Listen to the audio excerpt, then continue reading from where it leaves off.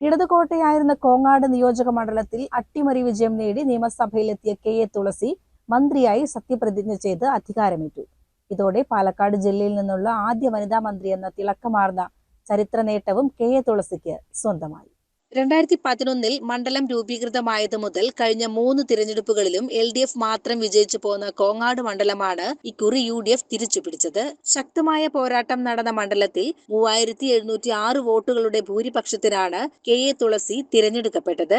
K.A.. തുളസി എന്ന ഞാൻ നിയമം വഴി സ്ഥാപിതമായ ഭാരതത്തിന്റെ ഭരണഘടനയോട് നിർവ്യാജമായ വിശ്വസ്തതയും കൂറും പുലർത്തുമെന്നും ഞാൻ ഭാരതത്തിന്റെ പരമാധികാരവും അഖണ്ഡതയും നിലനിർത്തുമെന്നും ഞാൻ കേരള സംസ്ഥാനത്തെ ഒരു മന്ത്രി എന്ന നിലയിലുള്ള എൻ്റെ കർത്തവ്യങ്ങൾ വിശ്വസ്തയോടും മനസാക്ഷിയെ മുൻനിർത്തിയും നിർവഹിക്കുമെന്നും ഭരണഘടനയും നിയമവും അനുസരിച്ച് ഭീതിയോ പക്ഷപാതമോ പ്രീതിയോ വിദ്വേഷമോ കൂടാതെ എല്ലാ തരത്തിലുള്ള ജനങ്ങൾക്കും നീതി ചെയ്യുമെന്നും ദൈവത്തിന്റെ നാമത്തിൽ സത്യം ചെയ്യുന്നു. 3 പ്രധാന മുന്നണികൾക്കായും വനിതകൾ മാത്രം കളത്തിലിറങ്ങിയ സംസ്ഥാനത്തെ ഏക മണ്ഡലം എന്ന സവിശേഷതയും ഇക്കുറി കോങ്ങാടിനുണ്ടായിരുന്നു. പാലക്കാട് MP VK ശ്രീകണ്ഠന്റെ ഭാര്യയാണ് കെ.എ. തുളസി. തൃശൂർ ജില്ലയിലെ സൗത്ത് കൊണ്ടാഴി സ്വദേശിനിയും പരേതനായ KK അയ്യപ്പന്റെയും MK അമ്മിണിയുടെയും മകളുമായ 52കാരി കെ.എ. തുളസി വിവാഹശേഷമാണ് പാലക്കാടിന്റെ മരുമകളാകുന്നത്. നെന്മാറ NSS കോളേജിലെ ചരിത്ര വിഭാഗ മേധാവിയായും കോളേജ് പ്രിൻസിപ്പലിന്റെ ചുമതലക്കാരിയായും പ്രവർത്തിച്ചിട്ടുണ്ട്.